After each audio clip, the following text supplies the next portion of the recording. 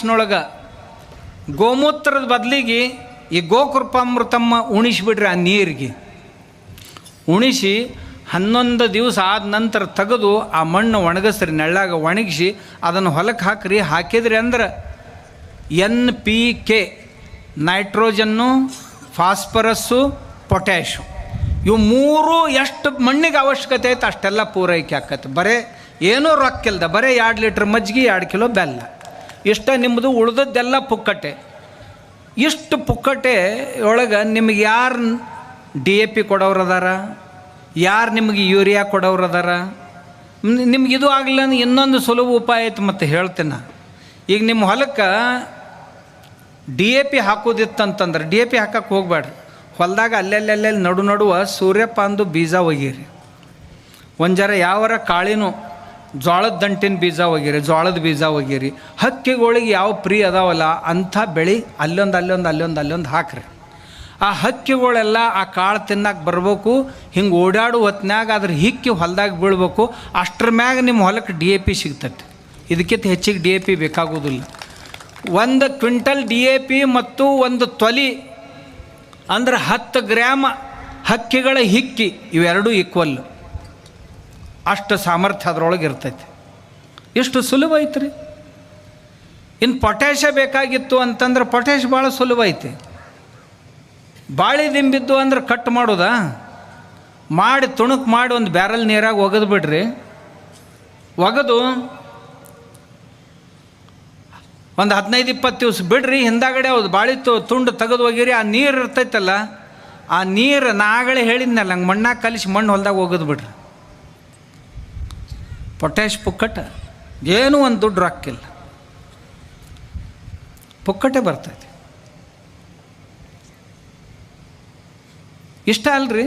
ನಿಮ್ಮ ಊರಾಗ ಪತ್ರಿ ಗಿಡ ಅಂತಿರ್ತಾವೆ. ಪತ್ರಿ ಗಿಡದಾನು ಪತ್ರಿಕಾಯಿ ತೊಗೋರಿ, ಒಡಿರಿ. ಅವನ್ನ ಒಡೆದು ಒಣಗಿದವರ ಇರೋಲ್ಲಕ್ಕ ಬೇಡ, ಹಸಿವರ ಇರೋಲ್ಲಕ್ಕ ಒಡಿರಿ, ತುಣುಕು ಮಾಡಿರಿ. ಎಷ್ಟು ಪತ್ರಿಕಾಯಿ ಇರ್ತಾವೆ ಅಷ್ಟ ಬೆಲ್ಲ. ಇದೊಂದು ಕಿಲೋ ಇತ್ತಂದ್ರೆ 1 ಕಿಲೋ ಬೆಲ್ಲ. ಒಂದು ಜರ ಬೆಲ್ಲ ಹೆಚ್ಚು ಹಾಕಿದ್ರೆ ಇನ್ನಟ್ಟು ಭಾಳ ಚಲೋ. 1 ತಿಂಗಳು ಹಂಗೆ ಇಡಬೇಕು. ಇಟ್ರಿ ಅಂತಂದ್ರೆ ಎಷ್ಟು ಚಂದ ದ್ರಾವಣ ತಯಾರಾಕೈತಿ. ನಂಬರ್ 1 ಪೊಟ್ಯಾಷ್ ಜಗತ್ತಿನೊಳಗೆ ಅಂಥ ಪೊಟ್ಯಾಷ ಎಲ್ಲಿ ಇಲ್ಲ. ಅಷ್ಟು ಚಲೋ ಐತಿ. ಬೆಳೆಗಳ ಬೆಳವಣಿಗೆಗಾಗಿ ಹ್ಯೂಮಿಕ್ ಆ್ಯಸಿಡ್ ಅಂತ ಬೇಕಾಕೈತಿ. ಹ್ಯೂಮಿಕ್ ಆ್ಯಸಿಡ್ ಎಲ್ಲಿಂದ ಅದು 5,000 ರೂಪಾಯಿ 10,000 ರೂಪಾಯಿ ಲೀಟ್ರ್. ನಿಮ್ಮ ಮನ್ಯಾಗ ಪುಕ್ಕಟೆ ಮಾಡ್ಕೊಳ್ಳೋದು ಹೇಳ್ತೀನಿ ನಾನು. ಹೆಂಗೆ? ಒಂದು ಚೀಲ ತೊಗೋರಿ, ಅದ್ರ ಮ್ಯಾಗ ಒಂದು ಇಂಚ್ ಮಣ್ಣು ಹಾಕ್ರಿ. ಮಣ್ಣು ಹಾಕಿ ಈ ಶೇಂಗಾದ ಕಾಳು ಇರ್ತಾವಲ್ಲ, ಶೇಂಗಾ ಅದ್ರ ಮ್ಯಾಗ ಹಾಕಿರಿ. ಆ ಕಾಳಿನ ಮ್ಯಾಗ ಒಂದು ಸಣ್ಣ ಒಂದು ಜರ ಮಣ್ಣು ಹಾಕಿರಿ. 7-8 ದಿವ್ಸಕ್ಕೆ ಮಳೆ ಕುಡಿತಾವೆ ಕಾಳು. 2 ಎಲೆ ಬರಕ್ಕೆ ಹತ್ತವಲ್ಲ, ಬರೋಕ್ಕಿಂತ ಮುಂಚೆನ ಅವನ್ನ ಕಿತ್ಕೊಂಡು ಬಿಡ್ರಿ. ಕಿತ್ಕೊಂಡು ಒಳ್ಳಾಗ ಹಾಕಿ ರುಬ್ಬಿ ನೀರನ್ಯಾಗ ಕಲಿಸಿಬಿಡ್ರಿ. ಹ್ಯೂಮಿಕ್ ಆ್ಯಸಿಡ್ ತಯಾರಾದ. ನೀವು ಎಷ್ಟು ಅಂತೀರಿ ಅಷ್ಟು. 1 ಕಿಲೋ ಕಾಳಿನಾಗ 10 ಎಕರೆ 20 ಎಕರೆಗೆ ಬೇಕಾಗಷ್ಟು ಗ್ರೋತ್ ಪ್ರಮೋಟರ್ ನಿಮ್ಮ ಮನ್ಯಾಗ ತಯಾರಾತು. ಅಂದ್ರೆ ಬೆಳವಣಿಗೆಗಾಗಿ ಬೇಕಾಗುವಂಥವು. ದನ ತಿನ್ನಲಾರ್ದಂಥ ಒಂದು 10-12 ಪ್ರಕಾರದ ಕಸಗಳು ತಂದು ನೀರಿನಾಗ ಹಾಕಿ ಕಳ ಕುದಿಸಿ ಆ ನೀರು ಹೊಡೆದು ಬಿಡ್ರಿ. ಒಂದು ಹುಳ ಉಳಿಯಂಗಿಲ್ಲ. ಯಾವ ಬೆಳೆಗೆ ಬೇಕಾದ ಬೆಳೆ ಇರಲಿ, ಆ ಬೆಳೆಗಳಿಗೆ ಬಂದು ಒಂದು ಹುಳ ಉಳಿಯಂಗಿಲ್ಲ. ಅಂದಾಗ ರೊಕ್ಕ ಉಳಿತಂತೀರ ಇಲ್ಲಂತ ನಾ ಮಾಡಿ ಹೇಳ್ತೇನೆ. ಇದನ್ನ ಮಾಡ್ಲಾರ್ದು ಏನೂ ಹೇಳೋದಿಲ್ಲ. ನೀವು ಮತ್ತೆ ಕೇಳೋರು ಇದು ಎಲ್ಲರೂ ಸಿಗ್ತಿತ್ತಂದ್ರೆ ಹೇಳ್ರಲ್ಲ. ಮತ್ತು ನಿಮಗೇನು ಕೆಟ್ಟ ಬೇನಾಗೈತಪ್ಪ, ಮಾಡ್ಕೊಳಕ್ಕೆ ಏನಾಗೈತಿ? ದನ ತಿನ್ನಲಾರ್ದು ಕಸ ಇಲ್ಲ, ರಸ್ತಾದ ಮ್ಯಾಗ ಎಷ್ಟು ಇಲ್ಲ ಅಂತೀರಿ ನೀವು? ಅಂಥ ಒಂದು 8-10 ಪ್ರಕಾರದ 1 ಕಿಲೋ ಒಳೆ ಮಾಡಿರಿ. 10 ಕಿಲೋ ಆಕೈತಿ. ಇಡೀ ಹೊಲಕ್ಕೆ ಸಾಕಾಕೈತಿ. ನಮ್ಮ ಹೊಲ ನಾವು ಏನು ಅಂದದ್ದು ಕೊಡ್ತೈತಿ. ಅಷ್ಟೇ ಅಲ್ಲ, ನಮ್ಮ ಹೊಲ ಇವತ್ತಿನ ದಿವಸ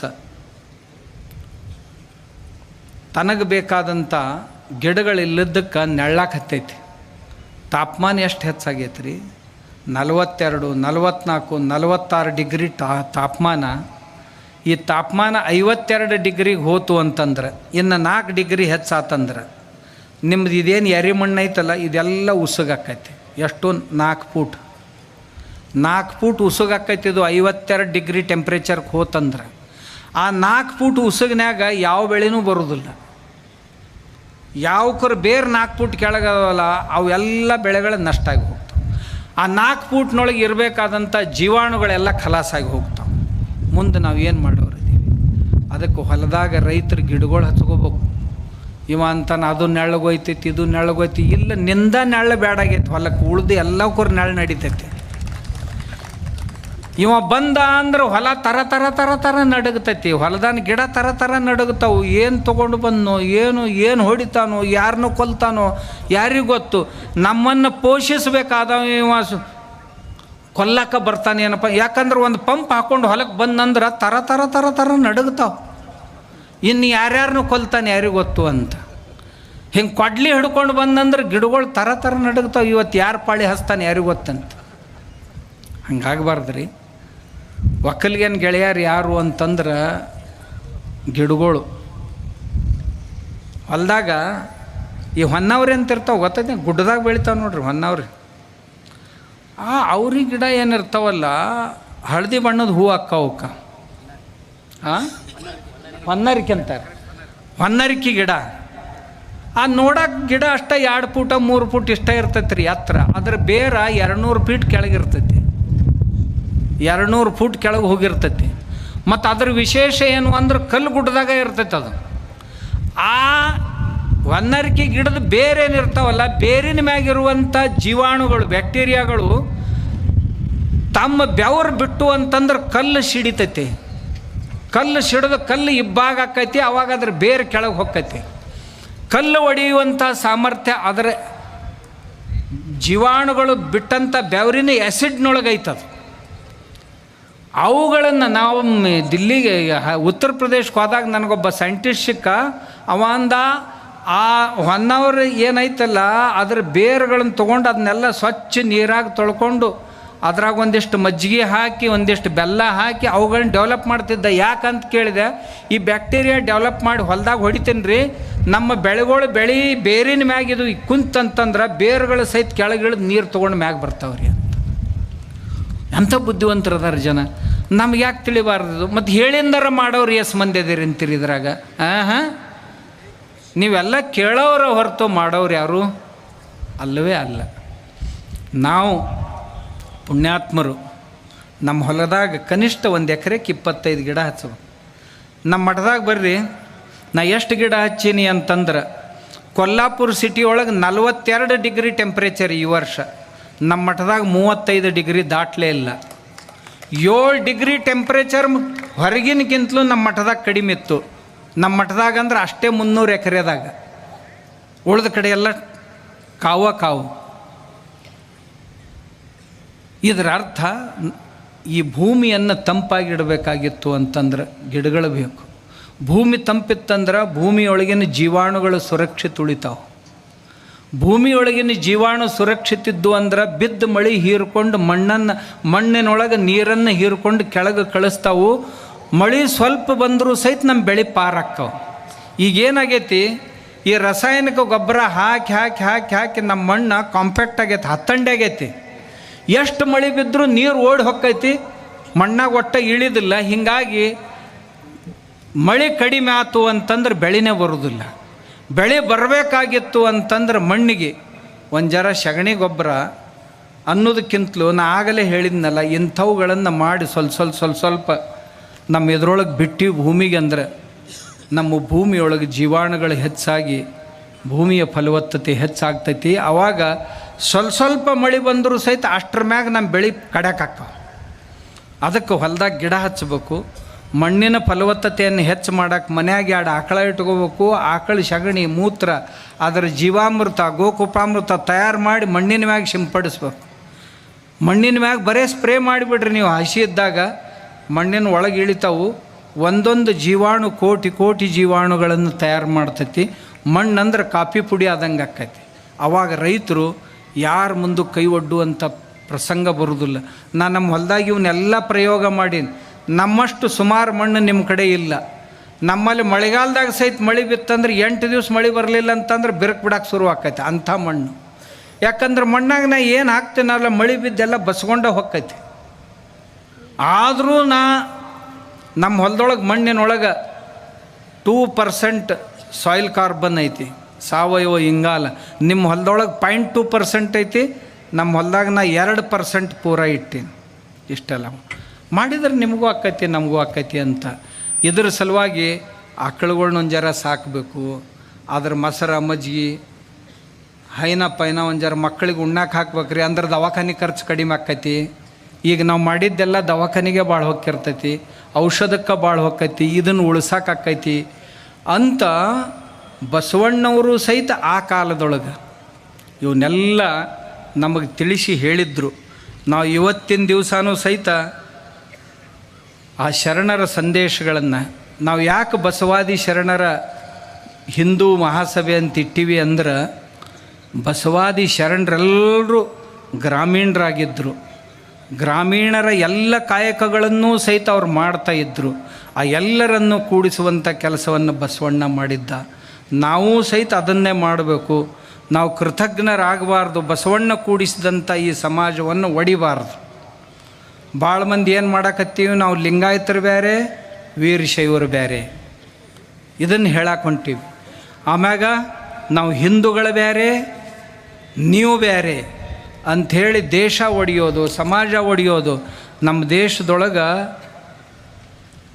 ಸಾವಿರಾರು ಜನಜಾತಿಯ ಜನರು, ನೂರಾರು ಆಡುಭಾಷೆಗಳು, 1500ಕ್ಕೂ ಅಧಿಕ ಆಡುಭಾಷೆಗಳು, ಜನಜಾತಿಯ ಜನರು, ಬೇರೆ ಬೇರೆ ಪ್ರಾಂತಗಳು, ಇಂಥವುಗಳಲ್ಲಿ ನಾವೆಲ್ಲರೂ ಅತ್ಯಂತ ಆತ್ಮೀಯತೆಯಿಂದ ಚೆಂದಾಗಿ ಕೂಡಿ ಸಂಸಾರ ಮಾಡ್ಕೋತ ಬಂದವರು. ಅವರನ್ನು ನೀ ಹಂಗಲ್ಲ ಅಂತ ತಿಳ್ಕೊಂಡು ಆಮ್ಯಾಗ ಬಸವಣ್ಣ ಸನ್ಮಾರ್ಗದಾಗ ನಡ್ರಿಪ್ಪ ಅಂತ ಹೇಳಿದ. ಬಸವಣ್ಣ ಕಳಬೇಡ, ಕೊಲಬೇಡ, ಹುಸಿಯ ನುಡಿಯಲು ಬೇಡ ಅಂತ ಹೇಳಿದ. ಇದ್ರೊಳಗೆ ಒಬ್ಬರು ಮೊನ್ನೆ ಏನಾಗ ಕೇಳಿದ, ಒಬ್ಬಕ್ಕೆ ಅಮ್ಮ ಬಂದಕ್ಕಿನ ಏನು ಭಾಷಣ ಮಾಡಿದ್ಲು ಗೊತ್ತೈತೇನ್ರಿ?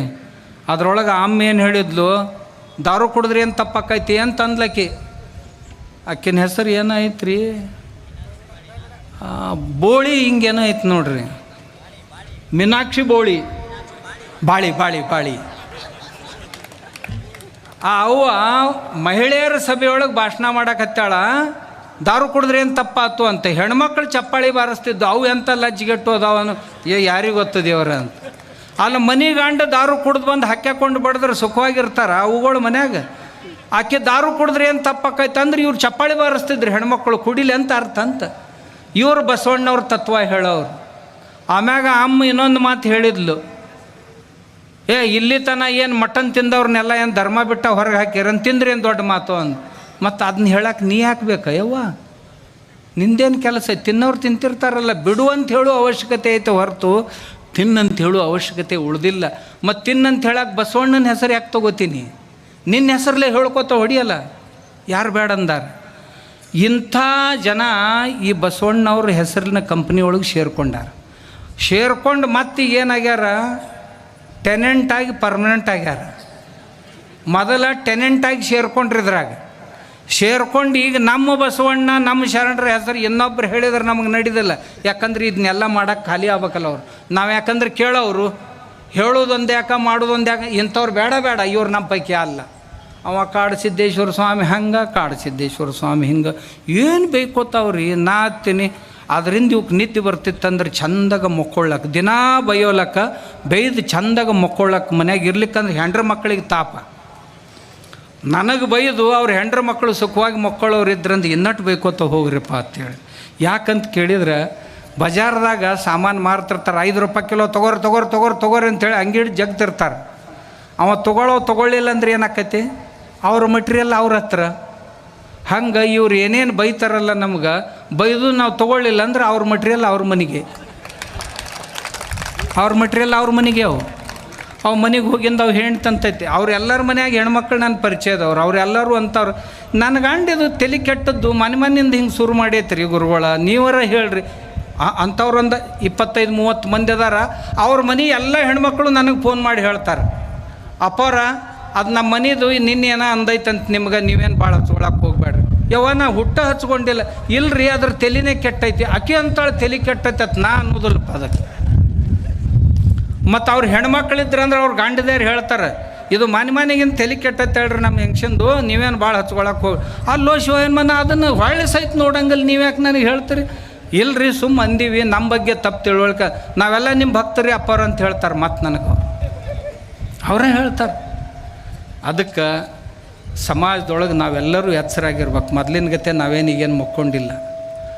ನಾನು ಈ ಕಾವಿ ಹಾಕ್ಕೊಂಡಂಥ ಪುಣ್ಯಾತ್ಮರಿಗೂ ಸಹಿತ ಪ್ರಾರ್ಥನೆ ಮಾಡ್ಕೋತೀನಿ.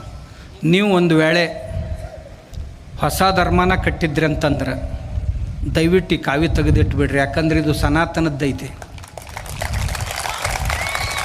ಯಾಕಂದ್ರೆ ಇದು ಹಿಂದೂ ಧರ್ಮದ್ದೈತಿ. ಕಾವಿ ತೆಗೆದಿಟ್ಬಿಡ್ರಿ. ಇವು ರುದ್ರಾಕ್ಷಿ ಹಾಕೋತಿರಲ್ಲ, ದಯವಿಟ್ಟು ತೆಗೆದಿಡ್ರಿ. ಯಾಕಂದ್ರೆ ನಿಮ್ಮ ಅಲ್ಲವು. ನೀವು ಮತ್ತೇನು ಕ್ಯಾರ್ ಬೀರ್ ಕಟ್ಕೊಂಡು ಅಡ್ಡಾಡ್ರಿ, ಯಾರು ಬೇಡ ಅಂತಾರೆ. ನೀವು ಕ್ಯಾರಿನ ಮಾಲೆ ಹಾಕೋರಿ, ಕಟ್ಕೊಂಡು ಅಡ್ಡಾಡ್ರಿ, ಯಾರು ಬೇಡ ಅಂತ. ಬಾರಿ ಬೀಜ ಹಾಕ್ಕೊಂಡು ಅಡ್ಡಾಡ್ರಿ, ಯಾರು ಬೇಡ ಅಂತಾರೆ. ನಿಮ್ಮ ಕ್ಯಾರಿಯರ್ ಹಾಕೋರಿ, ಬಾರಿಯರ್ ಹಾಕೋರಿ. ರುದ್ರಾಕ್ಷ ನಮ್ಮೂರಪ್ಪ, ಅವ್ನು ತೆಗೆದಿಡ್ರಿ. ಹೌದ್ರೆ? ಮಂತ್ರ ಓಂ ನಮಃ ಶಿವಾಯ, ನಮ್ಮ ಯಜುರ್ವೇದ ಋಗ್ವೇದಗಳ ಮಂತ್ರಗಳಿವು. ಅವನೇನು ಉಚ್ಚಾರ ಮಾಡೋಕ್ಕೆ ಹೋಗ್ಬೇಡ್ರಪ್ಪ, ಅವ್ನು ನಂಬದೈತೆ, ಅವನ್ನೂ ಬಿಟ್ಬಿಡ್ರಿ. ಮತ್ತು ಇನ್ನೇನು ಉಳಿತಪ್ಪ ಇವ್ರದ್ದು? ಕಡಾವು ಅವು ನಮ್ಮವ. ಪೂಜಾ ಇಷ್ಟ ಲಿಂಗಪ್ಪನ ಪೂಜಾನೂ ನಂಬದ, ಮತ್ತು ಯಾವ ಮಹಾಲಿಂಗಪ್ಪನ ಪೂಜಾನೂ ನಂಬದ. ಅವು ಯಾವನ್ನೂ ಪೂಜಾ ಮಾಡೋಕ್ಕೆ ಹೋಗ್ಬೇಡ್ರಿ. ಯಾಕಂದ್ರೆ ಪೂಜಾ ಕಲಿಸಿದ್ದ ಆಗಮಶಾಸ್ತ್ರ. ಯಾವ ರೀತಿ ಪೂಜಾ ಮಾಡಬೇಕಂತ ಹೇಳಿದ್ದು, ಪೂಜಾ ಸಾಮಗ್ರಿಗಳನ್ನು ತಯಾರು ಮಾಡುವ ಪದ್ಧತಿಯನ್ನು ಹೇಳಿದ್ದು ಆಗಮಶಾಸ್ತ್ರ, ಆಗಮ ತಂತ್ರಗಳಲ್ಲಿ ಹೇಳ್ಯಾರ. ಆದ್ದರಿಂದ ಅವು ನಿಮ್ಮೂ ಅಲ್ಲ, ಅವನ್ನೂ ಬಿಟ್ಬಿಡ್ರಿ. ಮತ್ತು ನಿಮಗೆ ಯಾವರ ಡ್ರೆಸ್ಸು ನೀವು ಮತ್ತೆ ಯಾವಾರ ಹಾಕ್ಕೊಂಡು ಹೋಗ್ರಿ. ಮತ್ತು ಅವು ಕೆಂಪನ್ನು ಇರ್ತಾವಲ್ಲ, ಕಮ್ಯುನಿಸ್ಟ್ರು ರಕ್ತದಂಥವು. ಊರಾಗ ಬಂತಂದ್ರೆ ರಾಕ್ಷಸನ ಬಂತಪ್ಪ ಅಂತ ಅನ್ಬೇಕು. ಅಂಥವು ಹಾಕ್ಕೊಂಡು ಅಡ್ಡಾಡ್ರಿ, ನಮ್ಗೆ ಯಾರು ಬೇಡತ್ತಾರೆ. ಆದ್ರೆ ದಯವಿಟ್ಟು ತಾವು ಇವನ್ನ ಹಾಕ್ಕೊಂಡು ಇದನ್ನು ಟೀಕೆ ಮಾಡೋದು. ಯಾವ ಗಿಡದ ಮ್ಯಾಗ ಹತ್ತಿರಿ ಅದೇ ಗಿಡದ ಟೊಂಗೆ ಕಡಿಯೋ ಪ್ರಯತ್ನ ಮಾಡಬೇಡ್ರಿ ಪುಣ್ಯಾತ್ಮರೇ ಅಂತ ನಾನು ಪ್ರಾರ್ಥಿಸ್ತೀನಿ ಅವರಲ್ಲಿ. ಯಾವ ಗಿಡ ಬೆಳೆದು ನಿಂತಿರಲ್ಲ, ಯಾವ ತಂದೆ ತಾಯಿಗಳ ಅನ್ನ ಉಂಡು ಬೆಳೆದಿವಲ್ಲ, ಅದೇ ತಂದೆ ತಾಯಿಗಳನ್ನೇ ಬೈಯುವಂಥ ಕೆಲಸ ಮಾಡಬೇಡ್ರಿ. ಅವ್ರು ನಿಮಗೆ ಜನ್ಮ ಕೊಟ್ಟದ್ದು ತಪ್ಪ, ನಿಮಗೆ ಪೂಜಾ ಮಾಡೋಕೆ ಕಲಿಸಿದ್ದು ತಪ್ಪ. ನಿನ್ನೆ ಮೊನ್ನೆತನ ನೀವು ರುದ್ರಾಭಿಷೇಕನ ಮಾಡ್ಕೋತಿದ್ರಿ, ಈಗ 2 ವಚನ ಅಂದು ಮಾಡ್ಕೊಳಕತ್ತೀರಿ ಅಂದ್ರೆ ಏನು ಇದು ಆಯಿತು. ಆಮ್ಯಾಗ ಈ ಸಂಸ್ಕೃತ ಮಂತ್ರ ಅನ್ನೋರಿಗೆ ಬೇಕು ಅಂತ ಅಡ್ಡಾಡಕತ್ತಿದ್ರಿ, ಪೂಜಾ ಮಾಡುವಂಥ ಪುರೋಹಿತರಿಗೆ ಬೇಕು ಅಂತ ಅಡ್ಡಾಡಕತ್ತಿದ್ರಿ, ಗುಡ್ಯಾಗ ಪೂಜಾ ಮಾಡೋರಿಗೆ ಇವರು ದಲಾಲರು ಅನ್ನಕತ್ತಿದ್ರಿ. ದಯವಿಟ್ಟು ನನ್ನ ಪ್ರಾರ್ಥನೆ, ಹೀಗೆ ಮಾಡಿ ಯಾವ ಶ್ರದ್ಧೆಯನ್ನು ಕೆಡಿಸ್ಬೇಡ್ರಿ. ಆಮ್ಯಾಗ ಒಂದಿಷ್ಟು ಮಂದಿ ಪುಣ್ಯಾತ್ಮರು ಈ ಜಗಲಿ ಮ್ಯಾಗಿನ ದೇವರೆಲ್ಲ ಗೋಳೆ ಮಾಡಿರಿ, ಒಯ್ದು ಹೊಳಿಗೆ ಹೋಗಿರಿ. ಒಬ್ಬ ಪುಣ್ಯಾತ್ಮ ಹೇಳ್ತಾನೆ, ಜಗಲಿ ಅಂದ್ರೆ ಮ್ಯೂಸಿಯಂ ಆಗ್ಯಾವ ಅಂತ. ಇವ ಎಲ್ಲರೂ ಮ್ಯೂಸಿಯಮ್ಗೆ ಹೋಗಿದ್ನೋ ಇಲ್ಲೋ ಪುಣ್ಯಾತ್ಮ, ಈ ಮನೆಯನ್ನ ದೇವ್ರು ನೋಡಿ ಇವು ಮ್ಯೂಸಿಯಮ್ ಆಗ್ಯಾವ, ಇವನ್ನೆಲ್ಲ ಒಯ್ದು ಹೋಗಿರಿ ಅಂತ ಒಬ್ಬ ಹೇಳ್ತಾನೆ. ಮತ್ತೊಬ್ಬ ಹೇಳ್ತಾನೆ ಜಗುಲಿ ಜಳ ಜಳ ಅಂತ. ನಿನಗೇನು ಸಿಗೋದಪ್ಪ ನಮ್ಮ ಜಗಲಿ ಜಳ ಜಳ ಮಾಡಿ? ಪಾಪ ಸಿಗ್ತೈತೆ ನಿನ್ನ ಪದರಾಗ, ಮತ್ತೊಂದು ಏನೂ ಇಲ್ಲ. ಮತ್ತೊಬ್ಬ ಹೇಳ್ತಾನೆ, ಅವ ಶಿವನ ತಲೆ ಮ್ಯಾಗ ಒಬ್ಬಕ್ಕೆದಾಳ, ತೊಡಿ ಮ್ಯಾಗ ಒಬ್ಬಕ್ಕೆದಾಳ. ಇಕ್ಕಿ ಇಲ್ದಾಗ ಅಕ್ಕಿನ ಗೂಡ್ ಲವ್ ಮಾಡ್ತಾನೆ, ಅಕ್ಕಿನ ಗೂಡ್ಲ್ದಾಗ ಇಕ್ಕಿನ. ಇವ್ರಿಗೆ ಏನಂತೀರಿ? ನಾ ಹೇಳೋದಿಲ್ಲ, ನನ್ನ ಶಬ್ದ ಭಾಳ ಕಠೋರದವು, ನೀವು ಕೇಳಿರಿ. ಆದರೆ ಈ ಪುಣ್ಯಾತ್ಮರು ನಿಮ್ಮ ಊರಾಗ ಬಂದಾಗ ಅವ್ರ ಕಾಲಿಗೆ ಬಿದ್ದು ಕೇಳ್ರಿ, ಇದು ನಿಮ್ಮ ಬಾಯಿಗೆ ಶೋಭಿಸ್ತೈತನ ಪುಣ್ಯಾತ್ಮ ಶಿವನಿಗೆ ಹಿಂಗೆ ಬೈದು ಕೇಳ್ರಿ. ಮತ್ತೊಬ್ಬ ಪುಣ್ಯಾತ್ಮರಂತಾರ, ಅವ ವೀರಭದ್ರ ಗಿಡ್ಡ ಬೋಳಿ ಮಗ. ಯಾಕ್ರಿ ಇವೆಲ್ಲ ದೇವರಿಗೆ ನಿಮ್ಮ ಸಂಭಾಷಣೆಗಳು, ಸಂಬೋಧನೆಗಳು? ಮತ್ತೊಬ್ಬ ಅಂತಾನ, ಈ ಲಕ್ಷ್ಮಿ ಯಾವ ಲಕ್ಷ್ಮಿ? ಜೂಲಿ ಲಕ್ಷ್ಮಿ. ಇದನ್ನೆಲ್ಲ ನಾವು ನೀವು ಕೇಳೋದ ಈ ಸಭೆ ಯಾಕೆ ಅನ್ನೋದನ್ನು ಹೇಳಕತ್ತೀನಿ. ಇವರಿಗೆಲ್ಲ ಬುದ್ಧಿ ಕಲಿಸೋ ಸಲುವಾಗಿ ಸಭೆ ಇದು. ಇಂಥವ್ರು ಏನದಾರಲ್ಲ, ಇಷ್ಟಾಗಿನೂ ಸಹಿತ ಮತ್ತೇನು ಅನ್ನಕತ್ಯಾರ ಈಗ, ನೀವು ನಂಬದು ಕೇಳಿದ್ರಿ ಸರಿ, ಕೇಳಲಿಲ್ಲ ಅಂದ್ರೆ ನಿಮ್ಮನ್ನು ತಿರುವಾಡಿ ಬಡಿತೀವಿ ಅಂತಾರೆ. ನಮ್ಮ ಮಾತು ಕೇಳಲಿಲ್ಲ ಅಂತಂದ್ರೆ ನಿಮ್ಮನ್ನು ಕುತ್ತಿಗೆನೇ ಹೆಚ್ಚುಗ್ತೀವಿ ಅಂತಾರೆ. ಇದೆಲ್ಲಿ ಭಾಷೆ ರೀ? ತಾಲಿಬಾನಿ ಭಾಷೆ ಇದು. ನಮ್ಮ ಖುರಾನ ಒಪ್ಕೊಳ್ಳಿಲ್ಲ ಅಂತಂದ್ರೆ ಸರ್ ತನ್ಸೆ ಜುದಾ ಅಂದ್ರೆ ನಿಮ್ಮ ಮುಂಡಕೈತಲ್ಲ ಇದು ಶರೀರದಿಂದ ಬೇರೆ ಮಾಡ್ತೀವಿ ಅಂತ ಅವ್ರು ಅಂತಿದ್ರು ಮೊದಲು. ಈಗ ಇವ್ರು ಅನ್ನಕ್ಕೆ ಶುರು ಮಾಡಿದ್ರಲ್ರಿ. ಮತ್ತು ಅದರಾಗ ಒಬ್ಬ ಹೇಳ್ತಾನ, ಇಸ್ಲಾಂ ಶಾಂತಿ ಕಾ ಧರ್ಮ ಹೇ, ಶಾಂತಿಯ ಧರ್ಮ, ಜಕಾತ್, ನಮಾಜ್. ಯಾವ ಭಾಳ ಚಂದ ಮಾತಾಡ್ತಾನೆ ರೀ, ಅವ್ನು ಕೇಳ್ಬೇಕು. ಅವನು ಹಿಂಗೆ ಇಟ್ಕೊಂಡನ ಜರ ಪುಣ್ಯಾತ್ಮ. ನಮ್ಮ ಜನರ ಬುದ್ಧಿ ಭ್ರಮೆಯನ್ನು ಈ ರೀತಿ ಮಾಡಬೇಡ್ರಿ.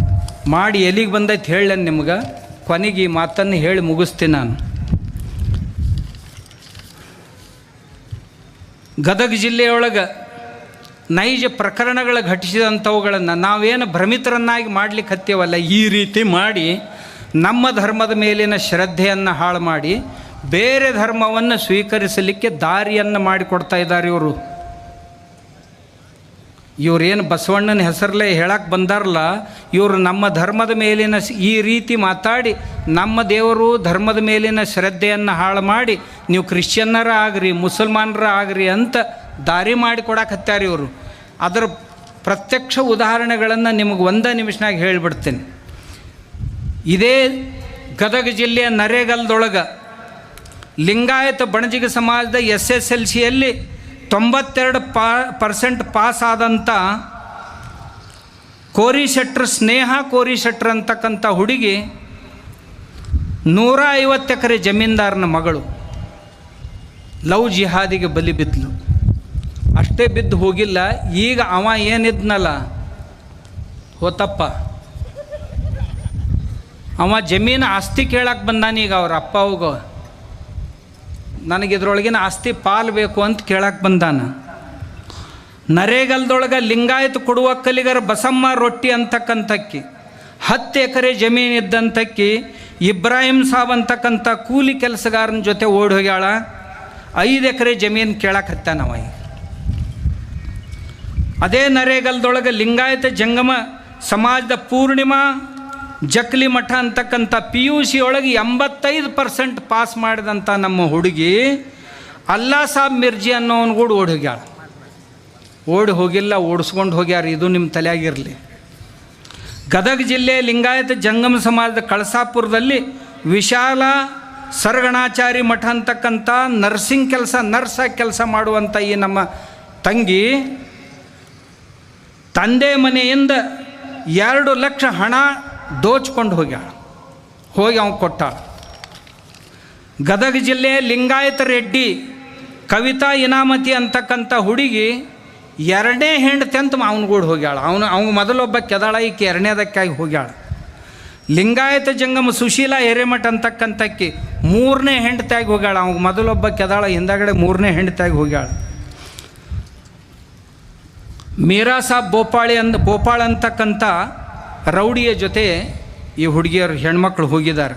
ಪೂರ್ಣಿಮಾ ಪುರಾಣಿಕ್ ಅಂತಕ್ಕಂಥ ಬ್ರಾಹ್ಮಣ ಸಮಾಜದ ಹುಡುಗಿ ಅಬ್ದುಲ್ ರಜಾಕ್ ಅಂತಕ್ಕಂಥ ಕೂಲಿ ಕಾರ್ಮಿಕನ ಬೆನ್ನು ಹತ್ತಿ ಹೋಗ್ಯಾಳ. ಅಂದ್ರೆ ಆಕೆನ ಓಡಿಸ್ಕೊಂಡು ಹೋಗ್ಯಾನವ.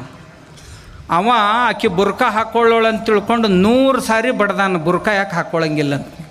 ಆದರೂ ಅಲ್ಲೇ ಇರ್ಬೇಕಂತ. ರುದ್ರಯ್ಯ ಮಾಲ್ಗತ್ತಿ ಮಠ ಅಂತಕ್ಕಂಥ ಒಬ್ಬ ಮನುಷ್ಯ ಕ್ರಿಶ್ಚಿಯನ್ ಧರ್ಮಕ್ಕೆ ಧರ್ಮಾಂತರ ಆಗಿ ಅಲ್ಲಿ ಪಾದ್ರಿ ಆಗ್ಯಾನಿವ. ಚರ್ಚಿನೊಳಗೆ ಪ್ರಮುಖ ಆಗ್ಯಾನ.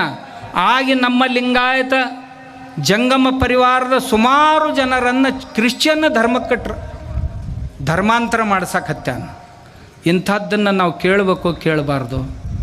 ನಮ್ಮ ಮಕ್ಕಳು, ನಮ್ಮ ಅಣ್ಣ ತಮ್ಮರು, ನಮ್ಮ ತಾಯಂದಿರು ನಾವೇನಂತೀವಿ, ಅವ್ರ ಮನ್ಯಾಗ ಹೋಗೈತಲ್ಲ, ಅಲ್ಲೋ ಅವ್ರ ಮನ್ಯಾಗ ಹೋದ್ರೆ ಏನಾತವ, ನಮ್ಮ ಅಣ್ಣರಾದ ನಮ್ಮ ತಮ್ಮರಾದಾನ, ನಾವೆಲ್ಲ ಹಿಂದೂಗಳು. ನೀವೆಲ್ಲ ಒಂದು ಭಾಳ ಚಂದ ಘೋಷಣೆ ಬರ್ದಿರಿ, ನಾವೆಲ್ಲ ಹಿಂದೂಗಳು, ನಾವೆಲ್ಲ ಒಂದು, ನಾವೆಲ್ಲ ಬಂಧುಗಳು. ಜಾತಿ ಯಾವುದೇ ಹಾಕಿರೋಲ್ದಕ್ಕ ನಾವೆಲ್ಲರೂ ಬಂಧುಗಳು ಅನ್ನೋ ಭಾವನೆ ನಮ್ಮಲ್ಲಿ ಇರಬೇಕು. ನಮ್ಮೊಳಗೆ ಯಾರಿಗೆ ಏನೇ ತೊಂದರೆ ಆಯಿತು ಅಂದ್ರೆ ನಾವೆಲ್ಲರೂ ಎದ್ದು ನಿಲ್ಬೇಕು. ಎದ್ದು ನಿಂತು ಹೋಗಿ ಕೇಳ್ಬೇಕು. ನಮ್ಮಲ್ಲಿ ಮೊನ್ನೆ ಕೊಲ್ಲಾಪುರದಾಗ ಒಂದು ಹುಡುಗಿ ಹೊತ್ತು ಪೊಲೀಸರು ಕಂಪ್ಲೇಂಟ್ ತೊಗೊಳ್ಳಿಲ್ಲ ಬೇಗ. ಕಡಿಕ ನಮ್ಮ ಧರ್ಮ ಜಾಗರಣದವ್ರಿಗೆ ಹೇಳಿದೆ, ನೋಡ್ರಪ್ಪ ಹೋಗಿ ನೋಡ್ಬರ್ರಿ ಅಂತ. ಅವ್ರು ಹೋದರು. ನೀವು ಆ ಹುಡುಗಿನ ತೊಗೊಂಡು ಬಂದ್ರಿ, ಸರಿ ಇರ್ಲಿಕ್ಕಂದ್ರೆ 10,000 ಮಂದಿ ಮೋರ್ಚಾ ತೊಗೊಂಡು ಬರ್ತೀವಿ ನೋಡಂದ್ರು. 4ನೇ ತಾಸಿಗೆ ಹುಡುಗಿ ಮನೆಗೆ ಬಂತು. ಒಂದೇ ಹುಡುಗಿ ತರಲಿಲ್ಲ ಅವರು, ಆಕಿನ ಗೂಡು ಮೊದಲು ಓಡಿ ಹೋದು ಇನ್ನೂ 4 ತೊಗೊಂಡು ಬಂದರು. ನಾವು ಗಟ್ಟಿಯಾಗಿ ನಿಲ್ಲಬೇಕಾಕೈತಿ. ನಾವು ಹಿಂದೂ ಧರ್ಮ ಉಳಿಸ್ಬೇಕು. ಇದ್ರ ಪರಿಣಾಮ ಹೇಳ, ವರ್ಷಕ್ಕೂ 9 ಲಕ್ಷ ಹುಡುಗಿಯರು ತೊಗೊಂಡು ಹೊಂಟಾರ. 9 ಲಕ್ಷ ಹುಡುಗಿಯರನ್ನ. ಈ 9 ಲಕ್ಷ ಹುಡುಗಿಯರು ಮುಂದಿನ ವರ್ಷ ಒಂದೊಂದು ಹುಡುಗರನ್ನ ಒಂದೊಂದು ಕೂಸುಗಳನ್ನು ಹಡಿತಾರೆ. 18 ಲಕ್ಷ ಆತ ಅವ್ರ ಜನಸಂಖ್ಯೆ. ನಾವು 18 ಲಕ್ಷ ಕಡಿಮೆ ಆದೀವಿ.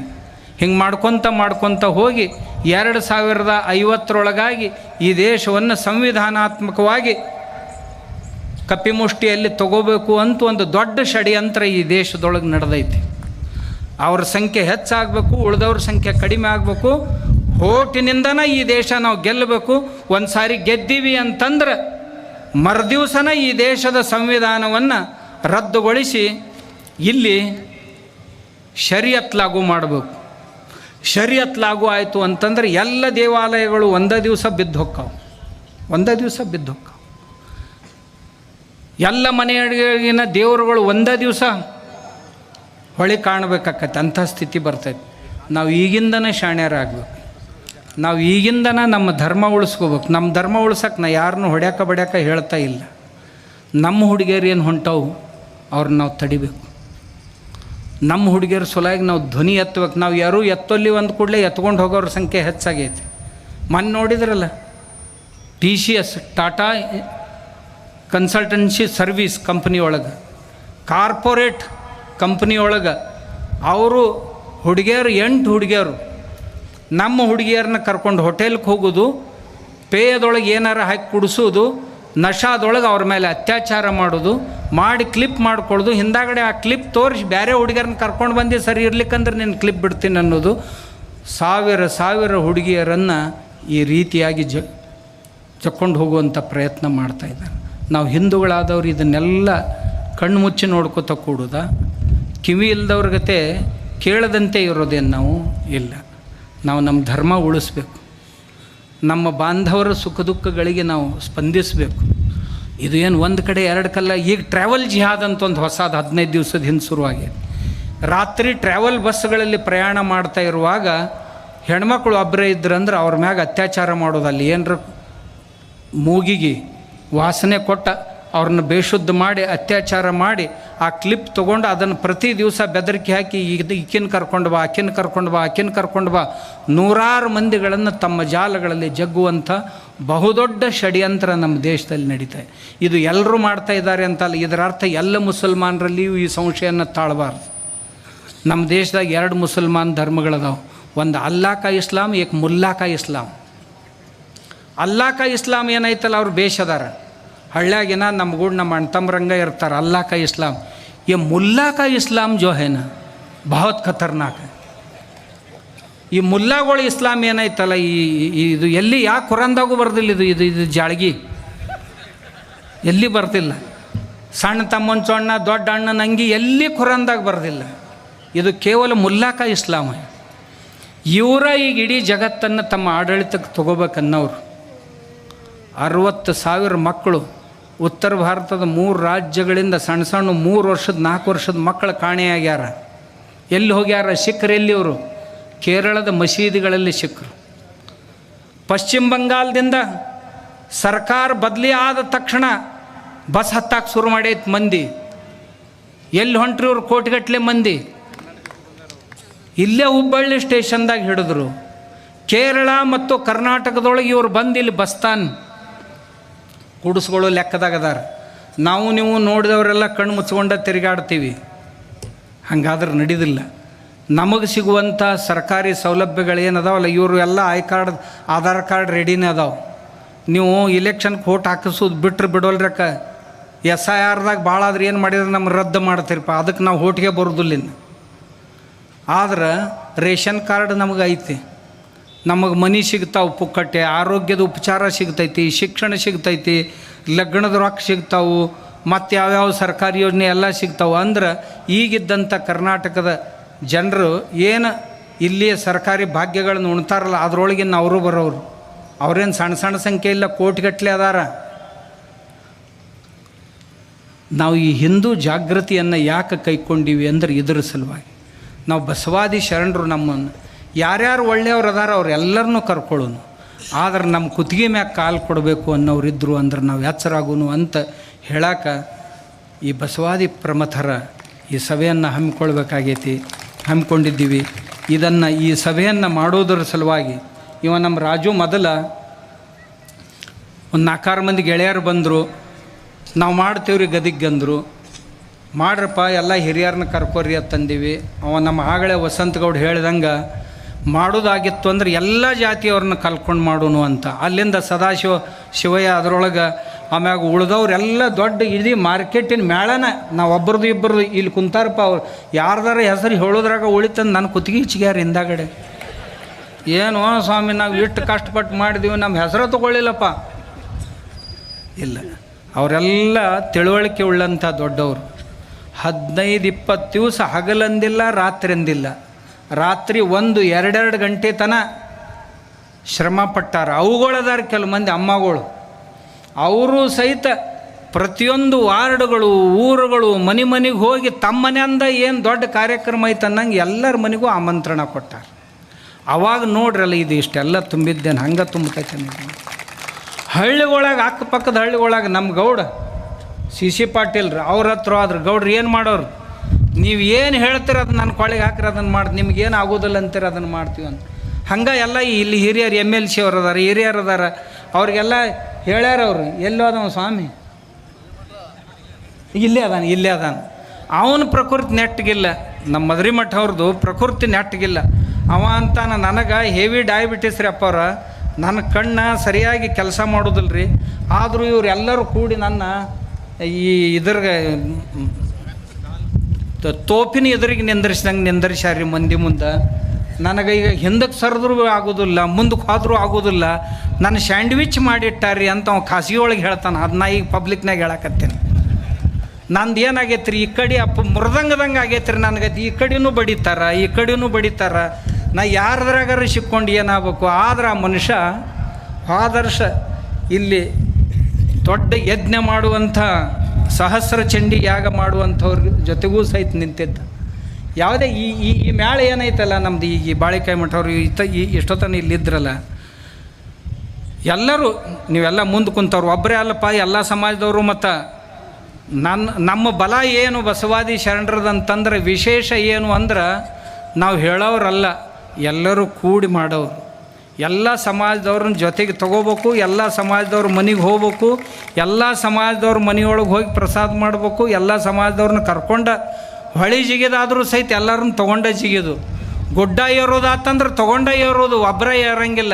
ನಾ ಅಟ್ಟ ಏರವ, ನೀವು ಅಲ್ಲೇ ನಿಂದ್ರಿ, ಹಿಂಗಿಲ್ಲ. ಇದು ಬಸವಾದಿ ಶರಣರ ಸಮಾವೇಶನ ಇರೋದು ಹಿಂಗಂತ ಅವರು ಅದಕ್ಕೆ ದಾರಿ ಹಾಕಿ ಕೊಟ್ಟಾರೆ. ಎಲ್ಲರೂ ಕೂಡಿ ನೀವೆಲ್ಲರೂ ಯಾರ್ಯಾರು ಏನೇನೋ ಜವಾಬ್ದಾರಿ ಹೊತ್ಕೊಂಡು, ಯುವಕರು ಭಾಳ ಮಂದಿ ಭಾಳ ಕಷ್ಟಪಟ್ಟು ಹಳ್ಳಿ ತಿರುಗಾಡಿರಿ. ಹಳ್ಳಿ ಮಂದಿ ಸಹಿತ ಏನು ಹುಚ್ಚ ತಪ್ಪಿ ಬಂದೈತ್ರಿ ಮಂದಿ.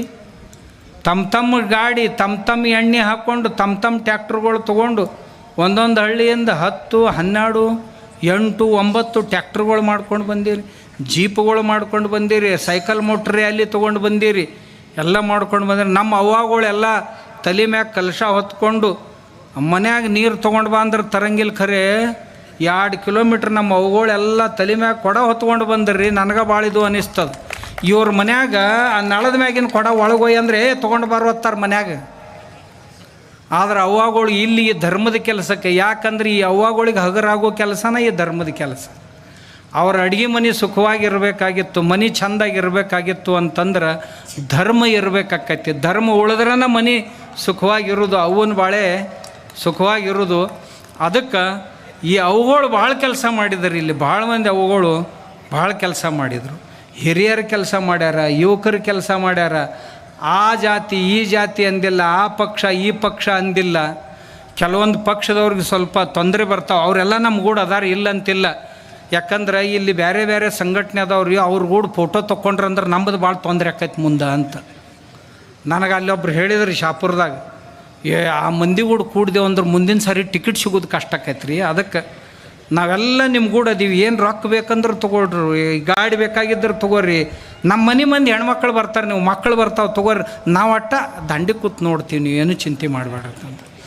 ಅಲ್ಲಿ ಶಾಪುರದಾಗ ಆ 8 ದಿವಸ ಮುಂಚೆ ಏನು ಕಾರ್ಯಕ್ರಮ ಮಾಡಿದ್ರಲ್ಲ ಈ ತಾಲಿಬಾನಿ ಗ್ಯಾಂಗ್, ಆ ಹಿಂದೊಂದು ದೊಡ್ಡ ಹೋಟೆಲ್ ಇತ್ತು, ಹೋಟೆಲ್ ಮ್ಯಾಗ ಕೂತ್ಕೊಂಡು ಕಾರ್ಯಕ್ರಮ ನೋಡಕತ್ತಿದ್ರು. ಅವ್ನು ಹೋಟೆಲ್ದಾಗ ಒಂದೇ ಇಲ್ಲೇ ಕೂಡ್ತಾರೆ, ಅಲ್ಲಿ ಹೋಗ್ರಲ್ಲ, ಅವ್ರೇನು ನಿಮ್ಗೇನು ಬ್ಯಾಡ ಅಂದಾರ, ಅಲ್ಲೇ ಕೂಡುತ್ತ. ಅವು ನಾವು ಸುಮ್ಮನೆ ಮಾಡಿ ಕೆಟ್ಟಿವ್ರಿ, ಇದ್ರೊಳಗೆ ತೊಬೋ ಅನ್ನಂಗೆ ಆತು ನಮ್ಗೆ. ನಾವು ಮಾಡಿರ್ಲಿಕ್ಕಂದ್ರೆ ಭಾಳ ಚಲೋ ಆಕಿತ್ತು. ನಾ ಅಂದೆ, ನೀವು ಅದನ್ನು ಮಾಡಿದ್ರಿ ಅಂತನ ನಮ್ದು ಇಟ್ಟು ಚಲೋ ಆಗ್ತಿದ್ದು. ಇಲ್ಲಿನೂ ಸಹಿತ ಕಳೆದ 8-10 ದಿವಸ ಅವ್ರು ಹಂಗೆ ಮಾಡಿರಲಿಲ್ಲ ಅಂದ್ರೆ ಇವ್ರು ಯಾರೂ ಎದ್ದು ನಿಲ್ಲಿರ್ತಿದ್ಲಿ ಇವು. ಯಾಕಂತಂದ್ರೆ ಇದು ಒಂಜಾರ ಸಡ್ಲು ಮಂದಿ ಮೊದ್ಲೇಕ ಅವ್ರು ಇವ್ರೊಳಗೆ ಇದನ್ನು ಶಕ್ತಿ ತುಂಬಿದರು. ನಾವು ನೋಡಿ ಹೆಂಗೆ ಮಾಡ್ತೀವಿ ಅಂದರು, ಹೆಂಗೆ ಮಾಡ್ತೀವಿ ನಾವು ನಿಮ್ಗಿಂತ ಬೇಷ್ ಮಾಡ್ತೀವಿ ಅಂದ್ರೆ. ಇರಲಿಲ್ಲ ಅಂದ್ರೆ ಇವರು ಏನು ಮಾಡ್ತಿದ್ರಿ ಯಾರಿಗೂ ಗೊತ್ತು ಮರ. ಆದ್ರೆ ಗದಗಿನಂಥ ಶಹರದೊಳಗೆ ಅದ್ಧೂರಿಯಾದಂಥ ಈ ಕಾರ್ಯಕ್ರಮವನ್ನು ಮಾಡಿದರು. ಅದಕ್ಕಾಗಿ ನಾ ಈ ಗದಗಿನ ಮತ್ತು ಸುತ್ತಮುತ್ತಲಿನ ಮತ್ತು ಎಲ್ಲ ಈ ನಮ್ಮ ಹಿರಿಯರು ಶಿಶಿ ಪಾಟೀಲ್ರನ್ನ ಹಿಡ್ಕೊಂಡು